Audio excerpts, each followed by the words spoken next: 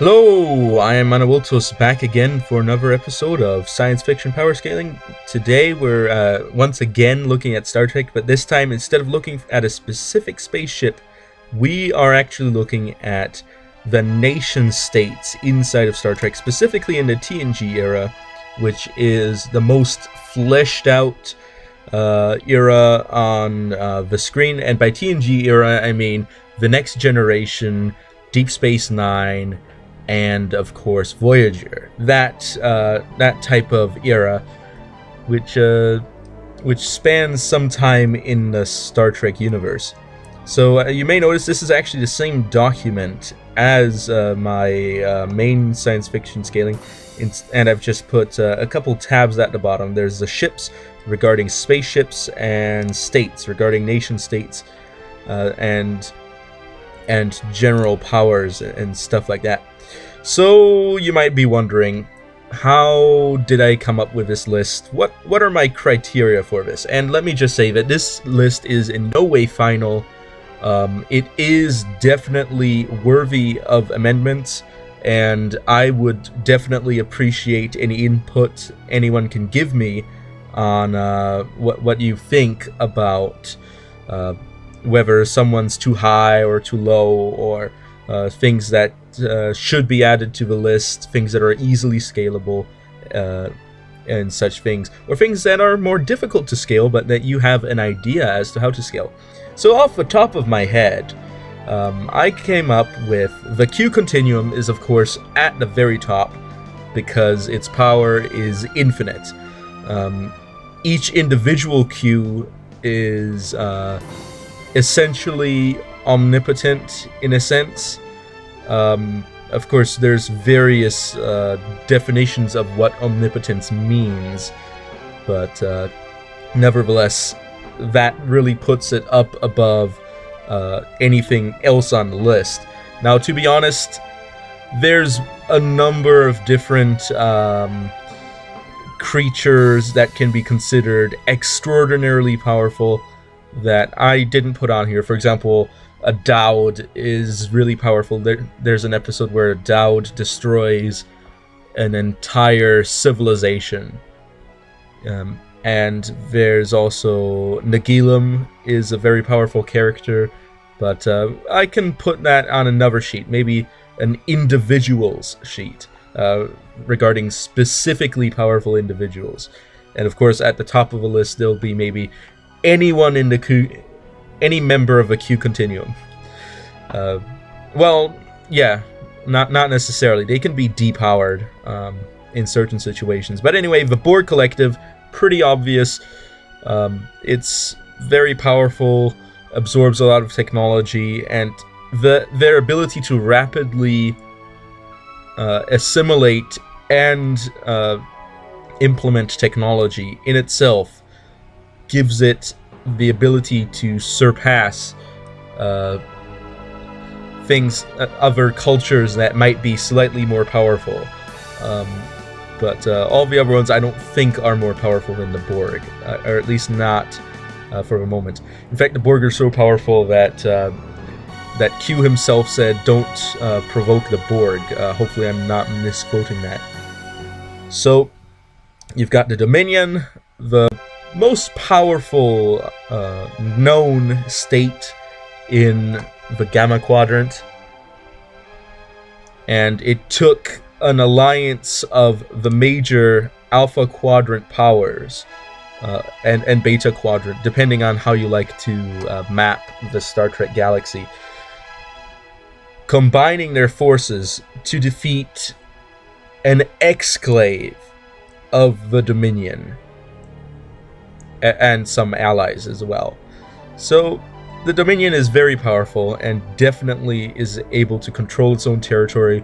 They are able to they've used biological weapons, and if you've ever watched Deep Space Nine all the way through, you know what I mean when I say the Dominion is powerful. They have a lot of ships and are able to mass produce soldiers and in a very short amount of time. So that really gives them an edge over the rest on the list. So United Federation of Planets, Klingon Empire, and Romulan Empire. When I was thinking about making this list, I was wondering which one of those should be on the top compared to each other. But generally speaking, from Author's intent, I gather that they're generally intended to be at around a similar level of power. So you've got, of course, the United Federation of Planets with Starfleet, with those famous Galaxy class and the Nebula class, Intrepid class, Excelsior class, and eventually Prometheus class, and of course, not to forget the ever vigilant Defiant class. Really packs a punch. The Klingon Empire, an empire that is very militaristic, and you've got the Negvar, which is a very powerful starship, and the Vorcha. If I go on to the other ones, I don't think I've done the Klingons on here yet, but here's the Federation ships, and you see them, and here's the Jem'Hadar. Well, I still haven't made a final conclusion on whether or not the Jem'Hadar attack ship, also known as the Jem'Hadar fighter, is more powerful or not than the Keldon. I'd have to review the footage a bit.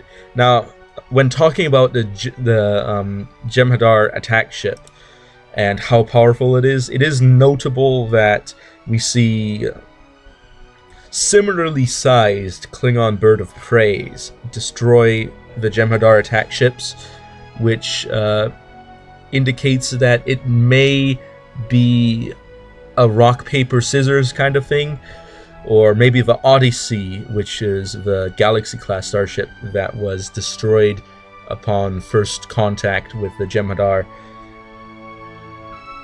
just wasn't prepared for battle, even though they dropped off their civilian population, and you would think they would be prepared for battle, but yeah, that's still in the works, and if anybody else has any help to give me on that, I would be glad to have it. In fact, if you would like to guest star on this show to talk about science fiction power scaling, not necessarily Star Trek, we can do Star Wars, Babylon 5, Battlestar Galactica, the new and the old. It can be anything. I was thinking of doing some Stargate sometime as well. Anyway, generally speaking, I think it is Author's intent that the UFP and the Romulan Empire are similar in power. I think that generally makes sense, and the same thing with the Klingons. But I know that there's some nuance to comparing them, so I know that they're probably not exactly the same, that the Federation has certain advantages, the Klingons have certain advantages, and the Romulans have certain advantages. And I would be willing to change the scale if I heard a very good argument as to why certain ones are more powerful than the others. Now, one might say, well, the star chart maps tell me one thing. Well, the thing about that is you can look at various maps, and the problem is that most of them are non-canon.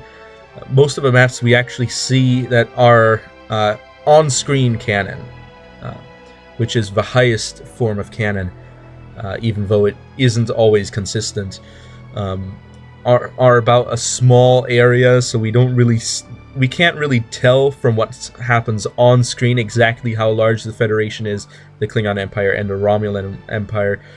But one thing that I have heard that is a legitimate argument, I would say, is looking at the names of stars that are mentioned, and that helps you locate which stars are which, and gives you a definition of at least the minimum extent of the Federation. Now, of course, there's some dialogue in episodes that talk about stuff like that as well, but for now, as just a preliminary analysis of this, I have to say that I don't really have any conclusive evidence to give me anything as to which one scales above which. Now, Vibrine Confederacy. Now, you might be wondering, why is this below the Klingon Empire? Because, of course, in a dialogue, we heard that the Breen destroyed an entire Klingon fleet. However, it is also important to note that this is in the past, and most probably pre-TNG, and I can't actually tell how far in the past this is supposed to be. So, of course, things have changed. Now, the Breen did have an advantage in the Dominion War in having their energy dampening weapons, which were very powerful compared to the Federation and the Klingons and the Romulans, specifically allowing them to take down a Defiant-class starship, which, according to this chart that I made here, well, not this chart, but according to my power scales on this other page of this spreadsheet, the Defiant class is pretty powerful, putting it above the Lakota and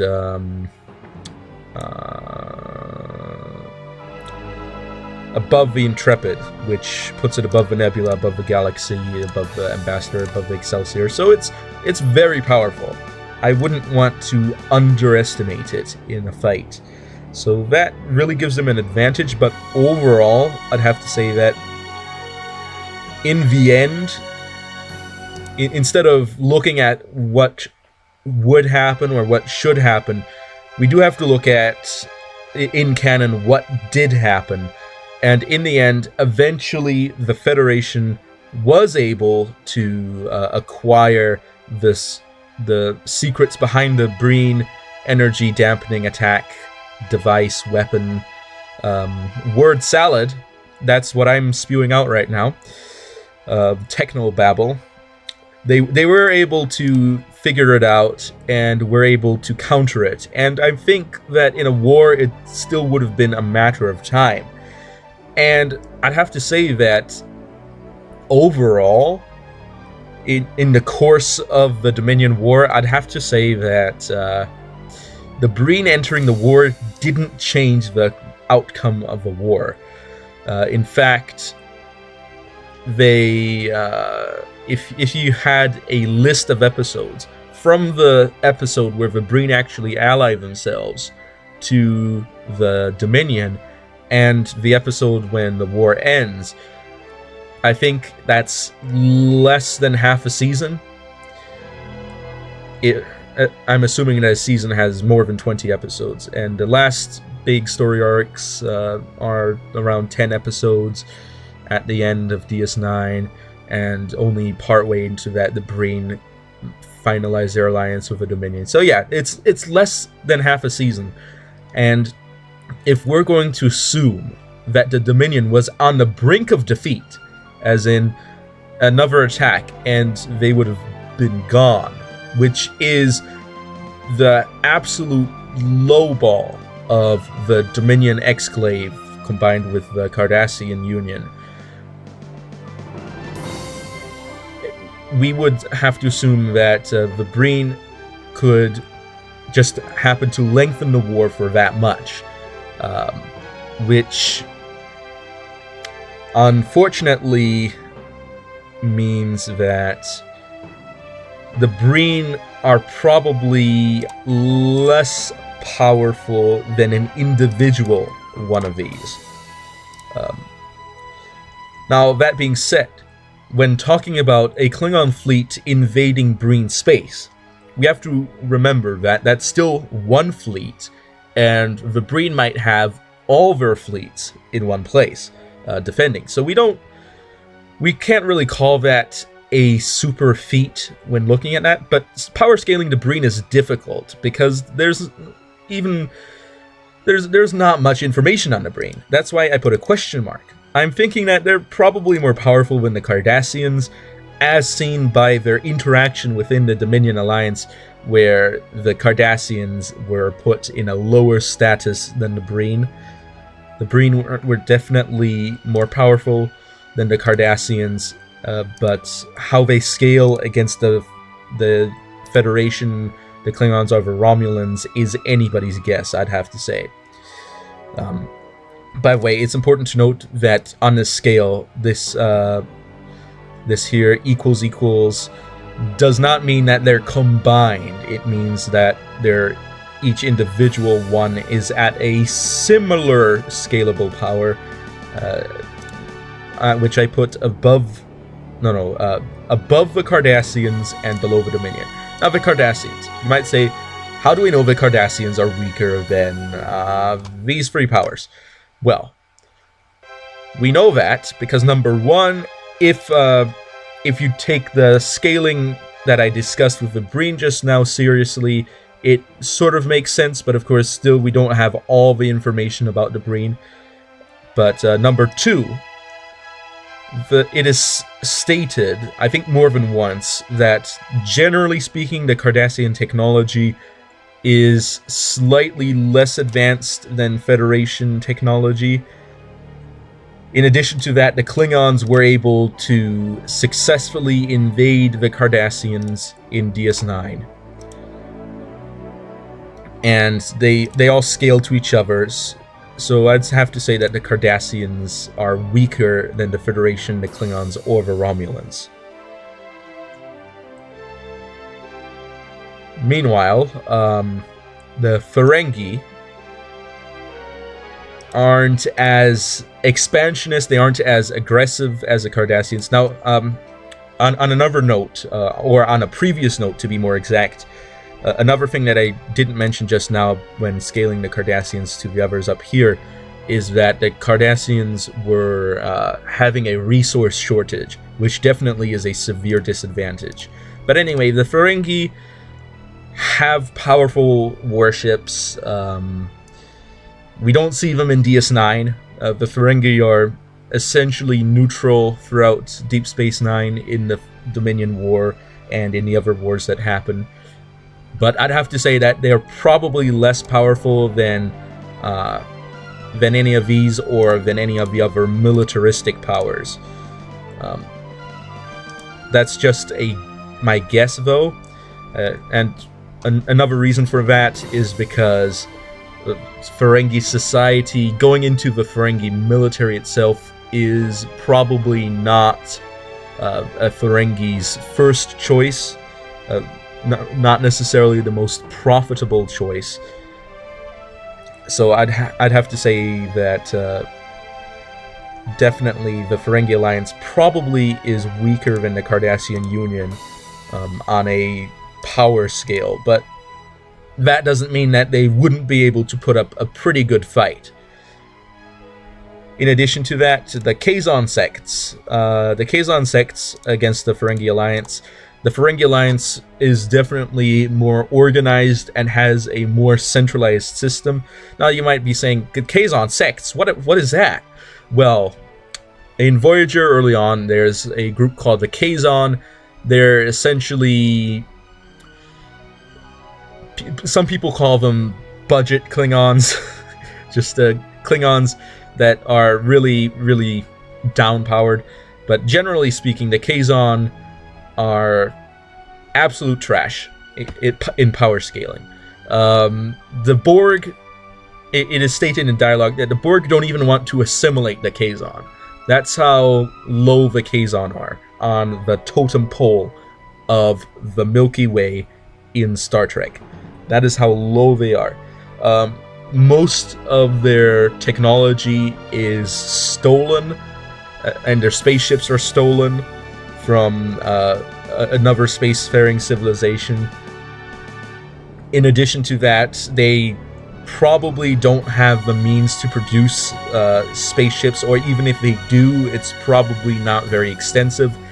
And overall, although when they come together, they can probably be pretty powerful, I don't think that they'd be more powerful than the Ferengi. The Kazon don't have transporters, they don't have replicators, which I believe are both things that Ferengi do have. And however, before I just grind the Kazon into the absolute mud in how low I can push the Kazon, I do have to say that it is worth noting that the Kazon were able to gather up a strong enough force to offer a significant threat to an Intrepid class starship, which is more powerful than the Nebula class or the Galaxy class, with the big Kazon motherships or Kazon carriers, depending on what you want to call them. Now, it is worth noting that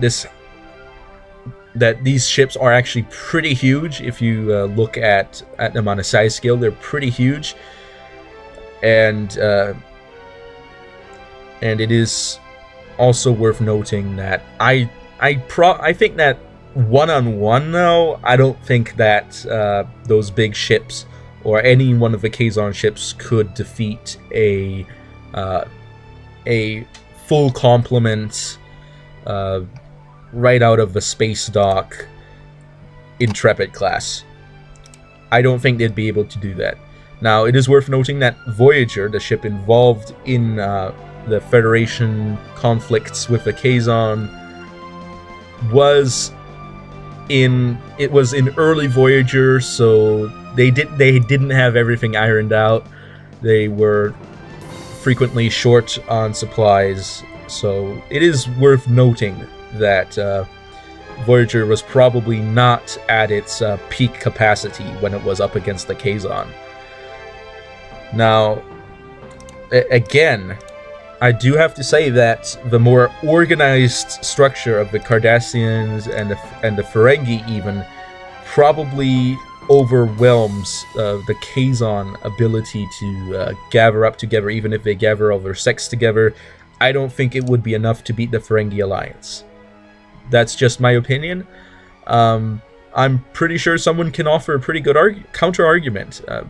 By scaling the Kazon ships, one might be able to say, well, yeah, their ships are pretty powerful, but I just don't think that organizationally they have it within themselves to fight against an interstellar power such as the Ferengi Alliance. Now, the Bajoran Republic, or the Bajoran Provisional Government in DS9, is pretty weak. Their spaceships are bottom tier. I think in the Next Generation they had some spaceships that couldn't even go warp, which in Star Trek, that's pretty sad. So overall, I'd have to say that the Kazon probably could absolutely wreck the Bajorans, simply because the Bajorans don't have the amount of military hardware needed to fight against all the Kazon sects combined. Assuming that the Kazon sects would even combine, that is. Because that's, as we see in Voyager, that is a pretty rare thing. But overall, I'd have to say that Kazon would probably win against the Bajorans. Now, that being said, the Bajorans were able to mount an effective resistance against the Cardassians for quite a long time. So I don't know how that would work out in the end. But yep, that's my scale. And I would be glad to have feedback. I would be glad to collab with anybody who has anything else to offer. Currently, I believe this is really the only show that goes into this kind of power scaling in science fiction, on YouTube, that is. But I would be glad to collab with others if others would be willing to do so. So thank you very much for watching. Hopefully you enjoyed. Hopefully this has been informative or thought-provoking. And hopefully you know more than I do, and you are able to help me make this better. So anyway, thank you all for watching, and I will be seeing you all next time on Awiltus over and out.